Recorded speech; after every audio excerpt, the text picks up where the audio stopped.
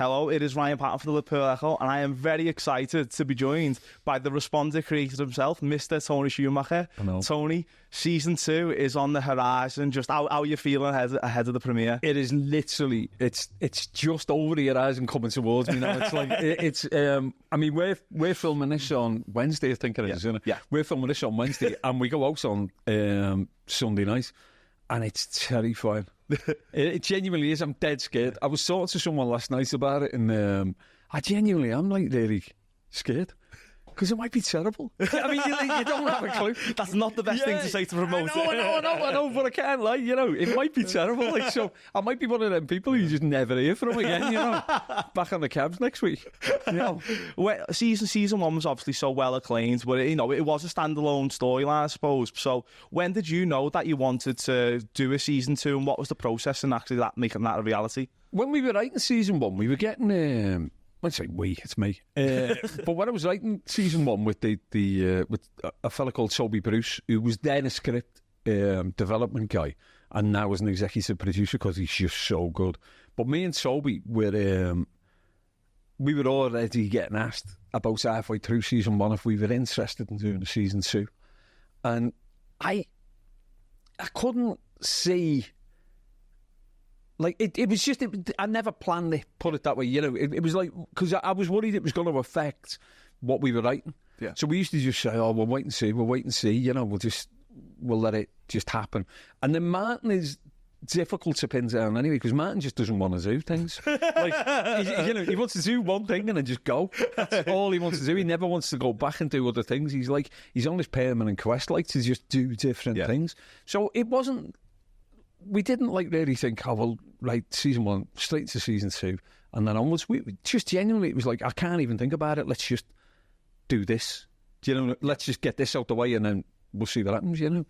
So what can fans expect from season 2? What was it that drew you back to Chris Carson's story? Well, it felt with Chris that although we tied up so much loose ends of the plot, we hadn't tied up Chris.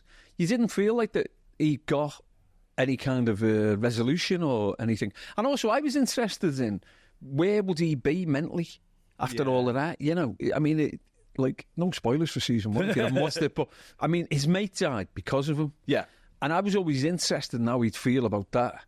His mum's died because she was very ill in season 1. And so it was always sort of a thing about, I wonder where he is mentally. I wonder what's happening. Because when I, quit the police... people used to say to me, I was wondering what happened to you. Yeah. Do you know, 6 months down the line, I felt the same way.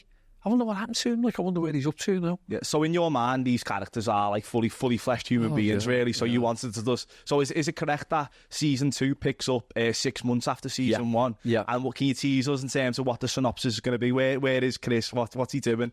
Chris is. I've got to be careful because I don't want to give away too many spoilers. But Chris is. He's separated from his wife and he's trying to rebuild his life. Yeah. So and part of rebuilding his life is relationships with his daughter.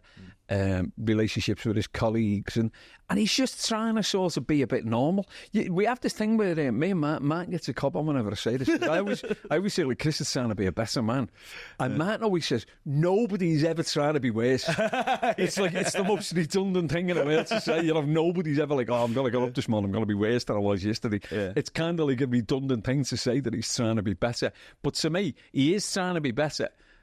But he's trying to be normal and inverted commas. He's trying to get to a life where he just gets up in the morning, goes out and buys the Echo. Yeah. I mean, literally, it's just that. He just wants to get up in the morning, go out, buy the Echo, buy a pint of milk, go back, have a cup of tea and watch the telly. And that's what he's trying to get back to. Is it right? So with Chris, he's very much based on yourself. Yeah. Is it? Have you delved into your own personal battles again for season 2? Me mental battles. I mean, I never sold drugs. It was a funny story. I did an interview on season 1, and I said to the fella, we put the tape recorder. I think it was a Broadcast magazine, which is like a trade magazine. And I said to him on the first thing he put the thing on the thing. And he said, is this thing based on you? And I said, yeah, but I never sold drugs. and he wrote the very first line was, "I sold drugs in the interview." God. It's mad, you know. It was like I opened a magazine, I was dead excited. Oh, no, man, I didn't, you know. So we had to... we won't be doing that. Yeah, so I always clarify, it's based on me, but I never sold drugs. Yeah. It is... I worked with a guy who had said that was corrupt. I didn't know at the time. So there's parts of his story in it, very, very loosely based on a guy who I work with who ended up going to prison. But... The majority of it, Chris's mental state is based on me. Yeah. Is that difficult for you? Obviously, that must have been a challenging time for yourself. But to delve into that for a TV show, is that difficult for you to tap back into, to revisit those times in your life? Do you know? I like to say it isn't, but it kind of is sometimes. Sometimes it isn't. Sometimes you don't even give it a second thought. You know, you're just writing, and you're just sitting in the office of a night. You know what it's like. You know, you're just sitting there, you bang that out. It's just coming out of you, and you don't even have to think about it. But other times when you've got to go looking for certain things and looking for certain feelings and moments and stuff, I will find that I'm driving home from the office. I've got an office in the middle of town and I live out in Huyton, and I'll be driving home overnight like at 3 in the morning, 4 in the morning. I was doing it last night actually, working on something else, and you are back a little bit in that place. Not quite, you know, I'm not like sobbing my ass out in the car or wanting to, you know, throw myself in a maze, but I'm conscious, like, oh man, I've opened that tap again, just a little bit. But I mean, that's how I'm really living. So it's what can you do, you know? Is there an element of the writing process for you that's quite like therapeutic and cathartic? Oh my God, yeah, there is. Yeah, I keep telling myself there is, but then I do often wonder, am I making myself worse? It's sort of, you know, you kind of. We hope not. Yeah, I kind of think I'm making myself. Maybe I'm making myself worse. But where I am in the building, there's a couple of therapists in the building, and every time I pass them on the stairs, I can tell they're looking at me going, "Whoa." There's a few bob we can make there, you know what I mean? The second he walked past me, it's that mad fella in the office downstairs, you know. But, I think there's a little bit of me, like, is improving on the back of writing this. Yeah. I mean, bank balances. The most important thing. Definitely, yeah. Can you talk us through your journey to becoming a writer is fascinating, really. So you were a police officer, and then into sort of, how did you get from that point to now to being the creator of your own hit BBC show? I was a Bobby. I was working up in St Helens. No, actually, I wasn't. That's not true. St Anne Street, and but I'd had a couple of like little stress-related breakdowns, and then I had a massive one. Yeah, I just went completely off the end, you know, and I just resigned from the job. I couldn't go back to work, and I just wrote them a letter and said, like, I'm out. And what I hadn't done was plan for the future in that moment, because I was so ill, you know. So I ended up, like, I had nowhere to live. My marriage had broken down. I had nowhere to live, and I ended up living in my car with my dog at Crosby Beach for about 2.5 months. And then, but there's a funny thing, I had nothing. I mean, had my car MOT not been due, I'd probably still be there. I mean, it was literally that. It was like, I thought, I'm going to lose the car here. And if I lose the car, I'm knackered. I can't, you know. So a mate of mine reached out to me, and he got me a place to live. And I started this slow recovery. Actually, the recovery had started when I was living in the car, because the one thing I have got, which I'm lucky, is that I haven't got addiction issues. Yeah. I think maybe if I drank, or maybe if I took drugs, it might have been a worse situation. But as it was, I was just off my head sitting in the car. But a mate of mine reached out to me. He got me a place to live. And then from that, I started realising that I had nothing to lose and I could do anything I wanted. And when I've been a copper, I've been doing stand-up comedy, which was like a way of getting adrenaline again. Yeah. And being creative, I suppose. But I couldn't do stand-up comedy. After my breakdown, something had happened in my head and I just couldn't do it anymore. It was just, I couldn't be funny on stage. Yeah. Some people would say before I had my breakdown, I couldn't be funny on stage. But I couldn't get up on stage and be funny anymore. And I was looking around for things to do. And when I was a kid, I'd always wanted to be a writer. That was always my dream. I want to be a writer. Failed my English O level. And I just thought, well, I can't be a writer. So I wasn't a writer. And I didn't write anything creative until about, oh man, it must have been about 6 months after I moved into the house that I was living in. And I was driving a cab for a living because I was looking for something that was flexible. Yeah. So I got my taxi licence and I thought, this is something that would be flexible if I do manage to get back to stand-up, which I didn't. But it was flexible in that it allowed me time to think and it allowed me time to do other things. And then one night, a lady called Angie Salmons got in the car. And Angie said to me, she edited an online magazine. And I just told her I was a writer. I was mad. It's just, I just told her I was a writer. And I don't know why I did, because I hadn't written anything for like 30 years at that point. And she said, well, it was about 25 years. No, I got, 30 years. I hadn't written anything for over 30 years. And she said to me, I didn't get me maths O level either. And she said to me, well, send me some stuff. Oh my God! And that was the moment. So that changed around. My whole life changed in that just because she got in the back of your cab. Do you know what I was thinking about it? Because I've been doing a lot of media with the run up to the show, and I was thinking about that moment the other night, and it struck me that I'd almost drove off. Yeah, it's so funny. I picked her up at Lime Street Station. She'd been to an event in Manchester, and she got off the train at Lime Street, and she was late. And my clock was ticking, and I thought, you know what, I might as well just go here. She's not going to come. And I almost drove off, and she come running down. I know. And I've often thought, well, I haven't often thought, literally this week I've been thinking, my God, if she hadn't got in the cab. Oh my God, it's like the ultimate sliding doors moment. That, like, what life could have been without this. Is, you know, and I don't know why I said it. I don't know what happened, you know. But anyway, the long story short is she said, send me some stuff. And I went home that night and I wrote a thing. And she bought it, and I become a writer. Oh my God! So that was the turning point. Almost. Literally, it was that. It just hinged on that moment. It just hinged on that moment. If I just said, "Oh, that's interesting," and carried on driving, but I didn't. So I don't know why I said it. I don't know who made me say it. I don't believe in God. I don't believe in anything like that. Something made me say it. Yeah, and you look at now, like sort of where you were at that lowest moment, I suppose, when you're at Crosby Beach in your car, and look where you are now. Sort of, how do you reflect on that journey? Could you? Are you still in disbelief almost that you have made it so as far as what you have? I worry it could just go away as easy. Yeah, that's the thing. That's what makes me sort of, because I work like a lunatic. I work ridiculous hours, and I think it's because I've got that innate sort of working class fear that this could all just go tomorrow. Yeah. It could literally, you know, somebody might just come along and say, well, we're not buying your stuff anymore. Yeah. So it's, I think I've got that low level anxiety. Yeah. There is. I mean, you asked me before, are you looking forward to the weekend? I was like, no, it's terrible, you know. It's just this overwhelming dread constantly. Yeah, because it's not, obviously there's some excitement, I suppose, to see what the finalised product looks like and what's the but like you say, that fear of failure, because you've experienced failure in the past. Yeah, that's always still over. It's always going to be in your mind. Totally, it's always just behind me. Yeah, it is always just behind me. It feels like it's nipping at my heels all the while. Like my agent said to me the other week, I love you, he said, because you're always at your headlines. And it's because I'm terrified that if I don't, somebody will say to me, well, don't bother. Do you have almost like imposter syndrome? Almost like how am I the writer of hit BBC show? I've got this theory that it's not imposter syndrome. I think we're not supposed to be there. Yeah. So it's not a syndrome. It's just a thing. Yeah. It's like it's not something that we've imagined. It's we're not supposed to be there. I mean, somebody like me who turns up so late in his life and just starts writing a show, that's not supposed to happen. Yeah. I mean, it just isn't supposed to happen. So it's not a syndrome to me. It's a real thing. It's like I shouldn't be there. What do you think of the traits that have allowed you to sort of get through those low moments and to get where you are now? Can you distill it to like one personality trait? I don't know, you know. I don't know, because you're so close to yourself that you don't see it. I wear it like a dog. Yeah. Like when I worked at, you know, after I was writing for Angie at Liverpool Confidential, I wrote for them for about 2 years, and then I realised that I was never going to get, I was only ever going to be at a certain level of writing. Yeah. So I thought to myself, right, I need to move up. If I want to do this full time for a living, I've got to plan. You know, I've got to plan my way out of this.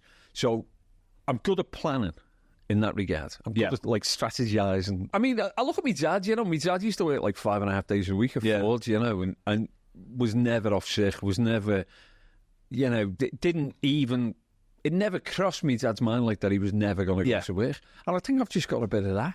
I think it's just what you're born with. You know, you just think, I'm going to graft, I'm going to really, really work. Because, like, if you don't, you're not going to do it. Yeah. If you're going to be, everyone who I've met, I mean, Martin's a good example, actually. Everyone I meet who is... It's funny, he's literally standing behind you. He's like conscious looking at me. But everyone I meet who's at his level in this industry, be it a producer, be it a writer, be it an actor, a director, works harder than anyone else. Yeah, you know? yeah.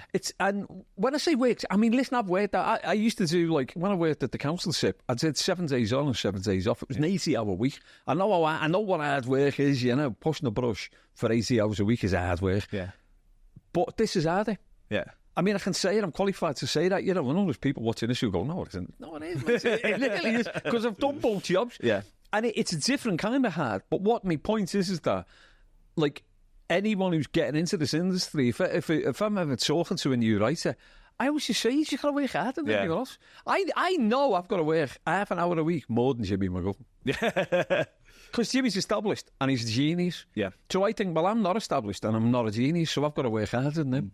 That's just my mentality. And I bet you footballers do it. I bet you anyone who's, you know, had a degree of success. Yeah, like the footballers who aren't blessed with that same natural ability, just the workhorses. You're one of the Jordan Hendersons. Yeah, exactly. I very much am the Joe Parkinson of writing for sorry, I don't know Liverpool player there. But yeah, you know, sacrilege to a toffee. But you've got to just graft. Yeah. Got to be that much better. How much do you think the city and your Liverpool upbringing has helped shape that sort of the writer and the man that you became today? I think it's made a big difference to me. Like it's I don't know how. You know, you couldn't say like. I mean, if I've come from Birmingham, I'd probably be saying it. You know, or I've come from Leeds or whatever. But this city, I mean, I've just like parked my car in. I'm walking across the roads and I love it. You know, it's just a great. I just love this place. Like I just love this city. Yeah. I don't ever see myself moving away. Yeah. Saying that, I'll probably be like buying Cilla Black's old house next week. You know, I mean, I'm not that much of a hypocrite that I might do it,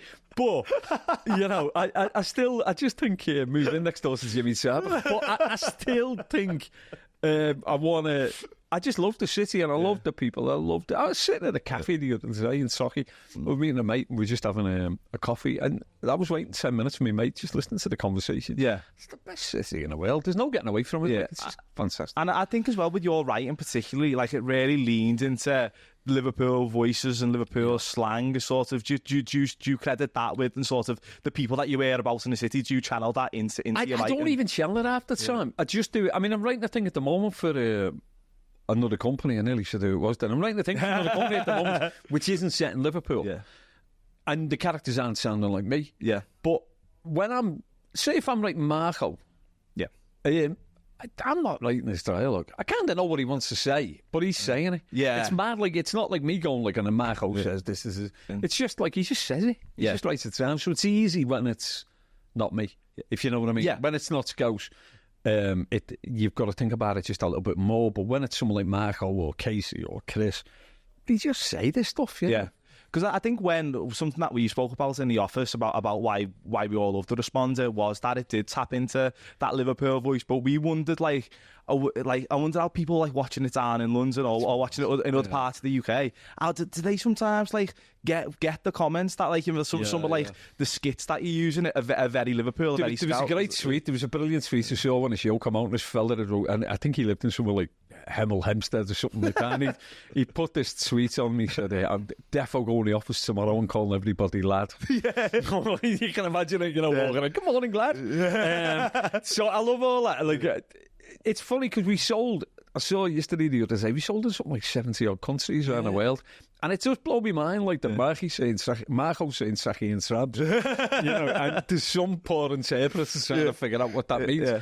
But it went down really well in Australia and America and New Zealand. They all loved it, and they just got the raw, unadulterated version. During the production of it, was there any pushback at any point from to maybe lean away from this? I thought there would be. Thought there would be, but there wasn't. It was, if there was one thing that everyone fell in love with, and I think it's something for new writers or any writer really, anywhere in the country, is everyone fell in love with the authenticity of how it sounded.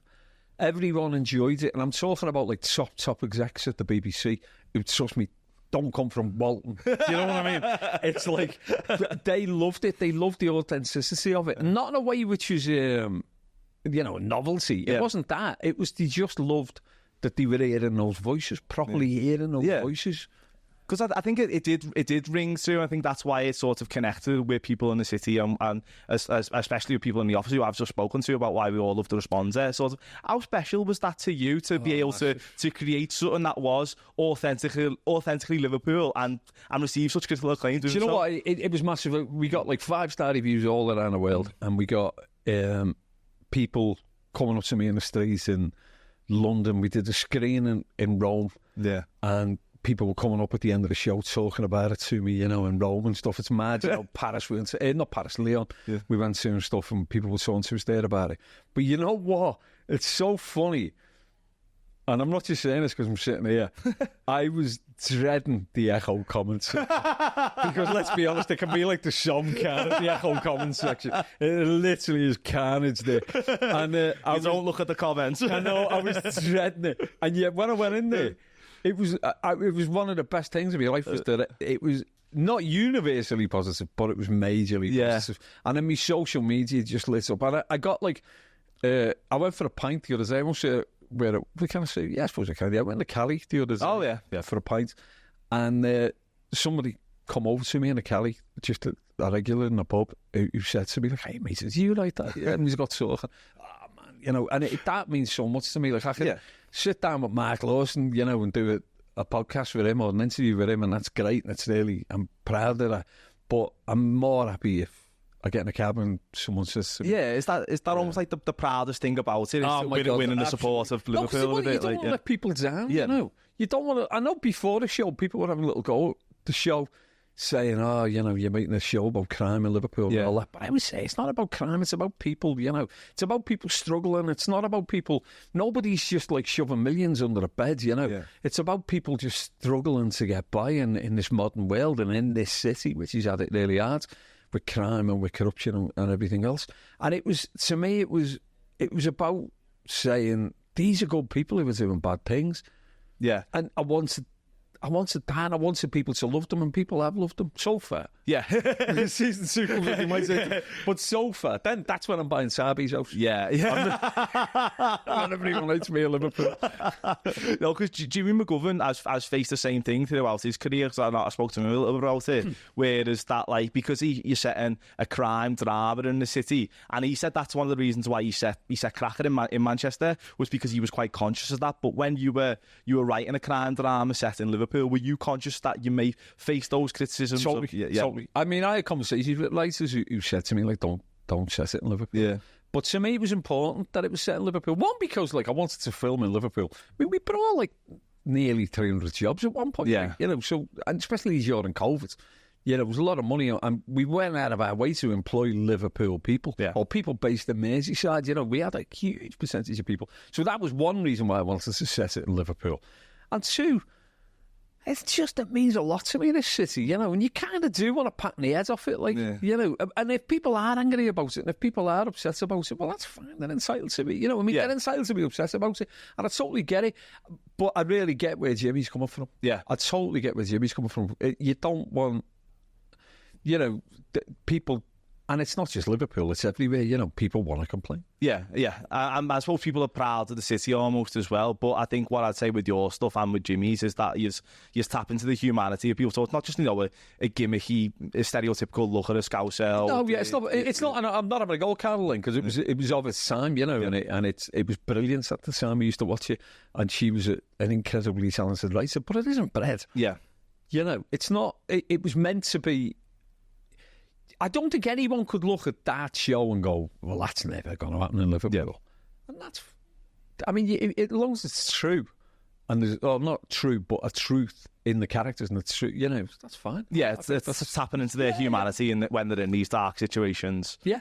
Yeah, and sort of how special is it for you to be putting Liverpool on screen in the way that you have, and given opportunities to, you know, the likes of Josh playing Mark, things like that. I mean, I'm massively proud of it. Emily and Josh, who are two young Liverpool actors, like, I don't feel like, you know, they don't know their success to me, because the pair of them would have got success. Yeah, well, Josh is now in the Gentleman, isn't he? Oh, he's amazing. You know, Josh is in the Gentleman. Emily's in New York doing a film at the moment. Spoke to her last week, you know, and she's away doing a film in New York. It's mad, you know. She's just on a West End show. Yeah. It's not down to me, it's down to their talent. Yeah. But it's massively important to me, like, the you given opportunities. You know, there's loads of, like, there's people like, I don't know, say, trying to think of Liverpool, Phil McGuinness. Yeah. Who plays I played footy with him. Do you really? Yeah. Years ago, yeah. Well, you know Phil is, like, incredibly talented, like, and it's brilliant to say to Phil, like, you know, like, there's a brilliant role, go and do something with that. I love it. I love that idea. But then saying that, if we were filming it in Birmingham, I'd be made up to give young people from Birmingham show, you know. But on Martin, who's not from Liverpool, but I think one thing that was refreshing for everyone in Liverpool was that he was quite an authentic Liverpool accent and Liverpool portrayal, sort of. Just talk on Martin. How did you actually get him to get involved in the show? What was your reaction to that? I'm starting to wonder with Martin if he is actually from Fazakerley. I'm starting to think, like, and he's did it all these years, you know. He grew up on Sparrow Hall, like, and he's never sold anyone. Yeah. Martin was, he works for, sorry, he doesn't work for, he'd worked with a company called Dancing Ledge Productions who made the show, and he had a thing called a first look agreement, which means, like, everything that they think might be suitable goes to him first. And the idea being is that he'll get stuff commissioned. He's a big name, you know. Yeah. So the minute that I saw that Dancing Ledge had that agreement with him, I wrote the role for Martin. And when I sat down with Dancing Ledge, I gave them the script. They read it, they liked it, and said, well, what? It's mad, you know, you think everyone in this industry knows what they're doing, like, you know, people don't, you know, there is a weird chemistry, like, thing that happens where you suddenly all sort of go, like, well, what should we do with this? Yeah. And they literally said, we love the script, what do you think we should do with it? And I said, give it to Martin. And then 3 days later, I was sitting and having a coffee with Martin in Notting Hill. It's mad, you know, it's so surreal. I was literally... I've seen a pinch yourself moment, that. It was crazy, you know, because, like, I got into the cafe, I was a bit late. Thanks, West Coast Main Line, you know. I was about 20 minutes late, and I walked into this cafe, and there's like Tim from The Office. It's just a surreal moment. And it was weird because I sat down with him. He's a lovely fella, you know. We sat and chatted for a bit, like, and then we talked about the script. And while I was talking to him, I was looking over his shoulder, the way we're sitting here, and I was looking over his shoulder, and I saw someone was lifting up a smartphone behind him and trying to take a selfie from, like, about 45-degree angle with him. And it was that, because I'd kind of moved beyond Tim from The Office. It's just I'm sitting talking about this thing with this fella. And then the minute I saw that camera, I was like, oh my God, no one is Tim from The Office. And he just had that weird moment. But he just wanted to surf from the off. But the one thing he said in our first meeting, and he keeps saying it over and over and over again, was he kept saying, if I can't do the Scouse accents, I won't do it. Yeah. He said, like, so leave it with me. I'll give me a month and I'll see if I can start getting it. And then if I don't get it, I can executive produce it. I'll just be a name attached, and we'll get a Scouse actor. Yeah, but he gets it loads, but it's because it was so good. Because normally it's like when you can tell someone like someone who's not from Liverpool doing Liverpool accents in a TV show. It's dead hacky, very cringy, sort of. Did you work with him at all? Like, well, what was your response when he first heard the Scouse accent? He nearly got me a divorce because he was ringing me every, like, going. He'd ring me up. I'd be sitting watching the news or something like that, you know, and he'd phone me up sitting with my wife, you know, all day working from like 4 in the morning, and like get home at about 8 o'clock, and we'd be sitting watching Channel 4 on +1, and he'd be ringing me up and he'd be going, theatre. Liverpool echo, and I'd be going, no echo, and he'd be going, echo, oh no echo. I'm just saying words over and over. Yeah. And then when he got the sound right, we just chat in Scouse. Yeah. And but the thing about him is, he does the very first time I met him, he told me an anecdote about Paul McCartney. I won't repeat the anecdote. It's a lovely anecdote. It's a nice thing.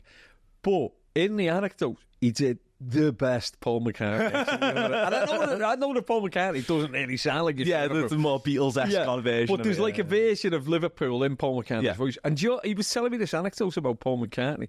And he started doing this impersonation of Paul McCartney. Hey, man. You know, and all this. And he's doing a thing. And it was the best Beatles impression I've ever heard in my life. And I remember sitting there having this coffee and thinking, he can do that accent. Like, it's because the McCartney's accent is kind of there. Yeah. And it's underneath all of that.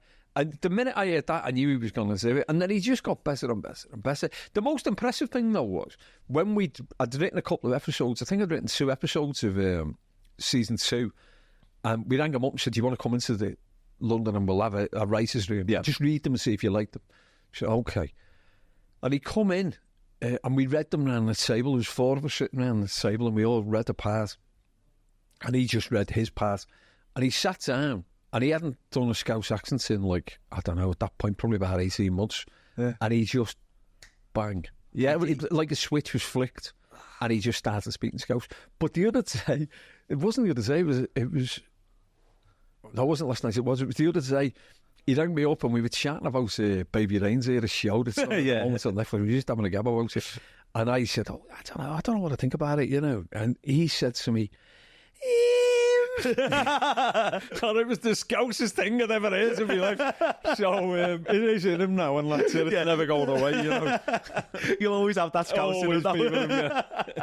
Because he is, in terms of his looking at his acting career, like I can't think of him doing accents that many times. He did it in the Fargo show, didn't he? Like, you'd be surprised how many times he's done it. If you go on like his IMDb, the amounts of stuff he's done. Yeah. And he thinks long and hard about accents. Like, he'll do an American accent, but he'll think like, oh, it's more Brooklyn, Queens or something. He is like, because at one point he was worried that he was sounding to North Liverpool. Yeah. In the show, he said, I think I'm drifting into North Liverpool. And I was like, what are you on about? But then when I thought about it, I thought, yeah, it is different. Well, there is a difference in the North and Liverpool. I'm from North Liverpool. I think my accent is well, I mean, if you go to Egg, but no, I mean, like I said, I was meeting my mate the other day from Eggy, and he's talking like that, you know, with that kind of, and I said, oh my God, I've never even noticed it. So he has got a way his ear for it. Yeah, it's an incredible skill, isn't it? Because when he talks about how he did it, he does just say, like I said, he was talking and he just... He just listened to his own ear in terms of and then went with that, which is amazing. He found a lot of it in the swear words. He's walking around the house swearing his head off. And he said, because unfortunately, and I do apologise, there's a lot of swearing in the show. And he said, like, walking around the house, he's just effing and jeffing constantly. And he said, like, that he found it in that as well. I don't know what the neighbours thought, like, but... Tap into the K sound, isn't it? They always think that's the key. Well, we had the conversation the other night where he rang me up and he said, it was mad because... I had to remind him like that he wasn't getting paid anymore. He rang me up the other night and was saying, I can't remember the word now, but I think it was something like Frank or something, and he was saying, is the K hard or the K soft in Frank? I was saying, why are you even asking me now? The show's gone. He's just hooked on Scouse now. He's panicking because he said a word in the show, and he'd see, because we're constantly in the editors, even, you know, right up till deadline, like you're trying to get the show exactly as good as it can be. And he'd heard a K in the show, and he was panicking over a K in the show. That's the levels of perfection it takes, though, doesn't it, to actually do it well, isn't it? Well, I can tell you, I'd listened back to it about 10 times on the back of that conversation because I was panicking about the K. Yeah. There's nothing wrong with it. Yeah. But to his ear, it was like, that's not right. Yeah. And he wanted to just clarify, like. And how is it for you, obviously, working with, obviously, someone who is so dedicated to his craft and has rose to the top of it? Like now, like before you were calling, said, I went for a coffee with Martin, and he's always just like, yeah, he's a friend now, isn't he? Yeah, it's mad, it's mad. It's so strange, it's just weird. But he's like, you know, he's just a fella, like, and he's just a lad, you know, he's just one of the lads, you know. We went for a pint this time around with a few of my mates, and it was weird because I'd said to all the lads, listen, don't be, you know what I mean? Like, he's just one of the lads, he's just coming out for a pint, you know. Nobody, like, after a selfie. Nobody be after, you know. And we went to Brideswell, and within about 2 minutes, he's just one of the lads. Yeah. He's a lovely fella. I mean, and when you think about it, it's mad when you think about it, because you go, why wouldn't he be? Yeah, yeah. You know, he just grew up the same as us. He just went to the same kind of schools. He went to, why wouldn't he be that? Yeah. I suppose, but you kind of imagine that he wouldn't be. Yeah. Do you think that honesty that you've got and like the way that you're your authentic self all the time, that like that's helped you like form the friendship? So, yeah. I don't know. Maybe it has. I mean, I don't know because I've only known him on this show. I mean, I know him as a bloke, but I've only known him on this show. But you know, I've met him and I've found so far, touch wood, that everyone who I've dealt with in this industry, not necessarily just in this show, but on other shows, who are at his level. Yeah. So far, have all been good. Yeah. They've all been, like, decent people. Now, whether or not that's the case with everyone when you're actually down and dirty and you're actually doing the show, I don't know. But, like, you know, everyone has just been good. Yeah. Just sound, you know. which that is refreshing to hear, isn't it? Because you think, you know, maybe operating the highest level of TV, then there'll be a diva every now and then, or something like that. You're always going to have, like, I mean, in any job, you know, when I used to work in Batley's Cash and Carry, you know, there were some bosses who were idiots. Do you know what I mean? So you're always going to come across some people who are like that. You know, you're always going to find that. Yeah. But, like, I don't know, you know, everyone's just doing the job, aren't they? No, there's a thing about this job which is great, is that everyone wants to be doing it. Yeah. Like, everyone wants to be doing it. When I was driving a cab, I work with lads who wanted to do that job. And it's great because I think you shouldn't want to do what you do. But not everyone wanted to do that job. And like when I was at the tip, I loved working at the tip. I honestly got, I said to Andy, you know, if I make enough money, I might go back there. It's like, but everyone, like, not everyone wants to do that job, you know. And in this job, everyone wants to do it. Everyone wants to be involved. And you're not doing this job because you have to. Yeah, so that's the main difference between, obviously, you've now rose from, you know, typical working class jobs to now being like a TV writer. That's the main difference. Is the totally. I mean, I want to do this for a living for the rest of my life. Yeah. I can understand why people don't retire. Bernard Hill's a great example. Like Bernard's like, I think he's 78, 79, Bernard. And he doesn't want to retire. Why would he want to pack in doing what he loves? Yeah.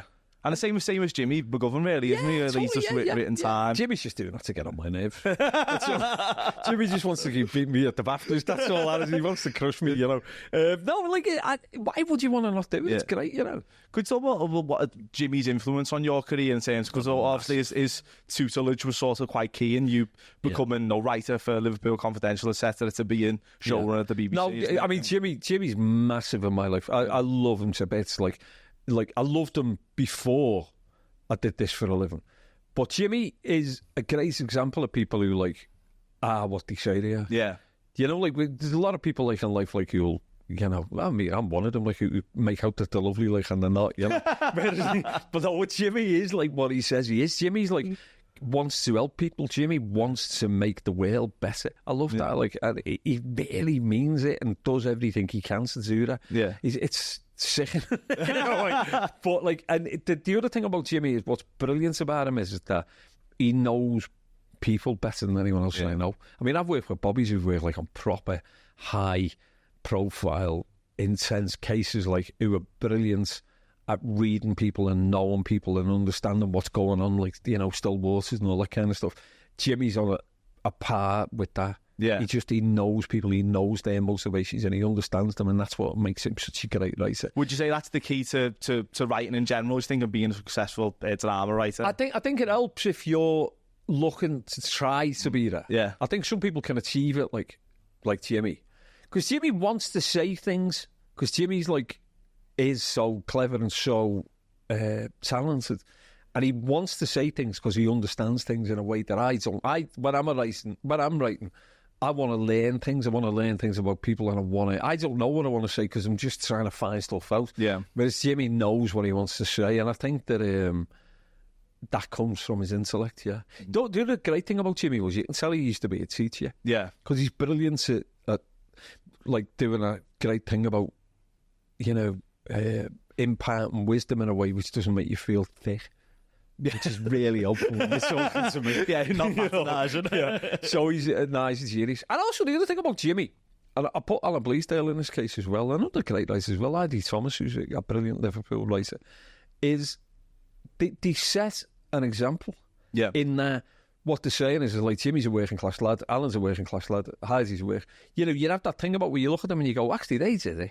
I can do it. I've got a couple of things lined up at the moment. So I'm working on 2 projects at the moment, but I can't say what they are, but because we haven't announced them yet. But I'm working on 2 projects at the moment, so it's more telly, basically. Yeah, more telly. I love it. I just love telly. I've got a 3/4 finished novel. I've wrote 3 books and they're all still available. I've got a 3/4 finished novel as well, which you want to get on, but I'm waiting until Responders on the way, and then I'm going to look at that. How do you juggle that? Obviously, the stresses of being a professional writer, writing your own BBC show, and then with your family life at the moment. So it's a nightmare. It's a nightmare. It is so difficult because Anna, my wife, is also a brilliant writer. She's got a project in development with a different company, and it is a nightmare. It's a nightmare because you're constantly trying to spend time with the baby, spend time with each other. So hard. I mean, we had like I said, I worked till like 4 o'clock last night. Got on by 4:10, 4:15. Didn't go to bed till about 20 to 5. Got up for this interview at about 11:20. Slept a coffee with her, and I've come straight out the house and I won't be home again till 4 o'clock in the morning. Yeah. It's a nightmare.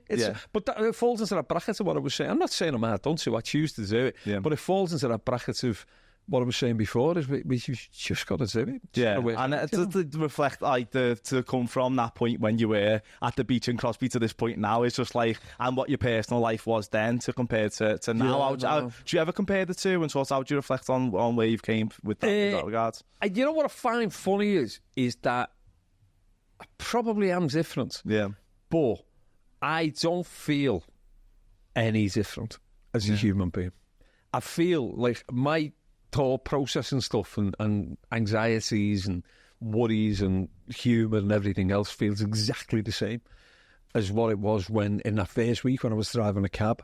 But my life was totally different then. And if you think about it, it just blows your mind occasionally. You do have these weird moments, you know, where you're like, it just blows your mind sometimes. I went to Ivy the other week, not the restaurant. Yeah. Went to the Ivy the other Very week. posh. I know. My agent took me to the Ivy the other. I was starving when I come out, but the food was like breathtaking, you know. I mean, it was breathtaking, but I was starving. It's like that well presented, but not too much quantity. Honestly, it's like how far away from me dinner. It's that big, you know. But I went to the Ivy the other week and I was coming out saying Sarah to my agent and stuff, and it hit me then. Like I had just a beat, like just like a heartbeat, but it just hit me then. Oh man, it's mad. Like it is. Occasionally, it just catches you. It's just the maddest thing in the world, you know. But then at 4:20, I was sitting on the couch last night, stroking the dog, just chilling for 10 minutes before I went to bed. And I used to do that when I was driving a cab. Yeah. It's exactly the same. I think it is refreshing that you have changed your life so much, but you're still the same person. Well, you know, you're at probably not. You know, when I walked in, I think it's even as soon as the camera stops. That made me a coffee. You know, and you're like, that's too much milk. Make me another one. It's like so you like to think that you know, well, I might not be, you know, but I like to think that I am. Yeah. I like to, but, you know, I don't know. Maybe I'm not. How you got me worried though, man? Well, Tony, that's all my questions. Thanks, well, I've got one more because I've been excited to do this interview for a while because I interviewed Jimmy towards the end of last year. Yeah. And when I get the chance to interview a legendary Liverpudlian, I always like to end it with the same way. Yeah. We're asking them the four faces who they think best represent the city and what Merseyside is. So I asked people to construct their own Scouse Rushmore. And you joked when on Jimmy's one, you clicked to see if you were on it, and then you immediately proper comment. Jimmy hadn't even put me in. I wasn't. Jimmy put me working in the car park. So go on, Al. Well, I think on the back of what Jimmy said, and you know, obviously, I'm still really humble. I think this is before me, looking like, you know, in different poses. No, the different periods of Tony. Yeah. I think from a creative side, you've got to have Alan Bleasdale up there. Yeah. I'm not going to say Jimmy because he said that he would.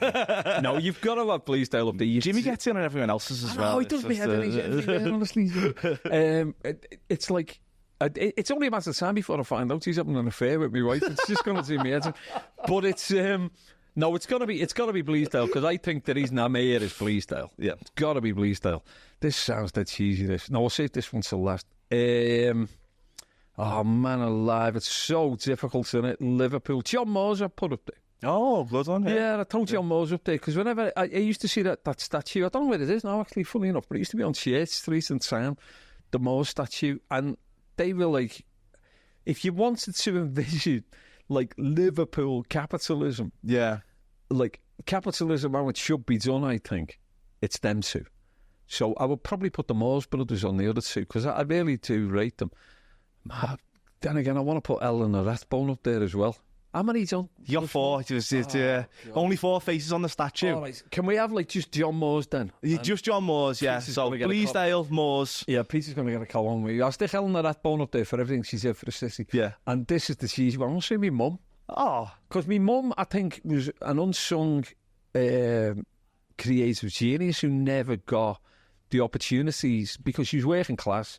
Her dad didn't think that women should go to universities and just basically said, you're not going. When the priest come round the house and said to me mum, to her mum and dad, this girl needs to go to university, and her dad said no chance, you know, she's going to get a job working in the Meccano, which she loved, by the way, and I loved it because I got loads of Meccano stuff. But I think my mum, because, you know, she could paint, she could draw, she could write, and I think she goes up there for all the unsung Scousers, and I mean this, I genuinely mean this, who I've just never thought that they could do it for a living. So I'm going to throw my ma up there. Oh, I don't think it's serious. I think that's absolutely lovely, Anna. That's an amazing My way mum to... will go mad though, because she hated having a picture took, so she's going to be even worse. We're going to get her a 200-foot, I think. And Jimmy McGovern can work in a car park. Tony, thanks so much for your time. My pleasure, mate. Cheers, mate.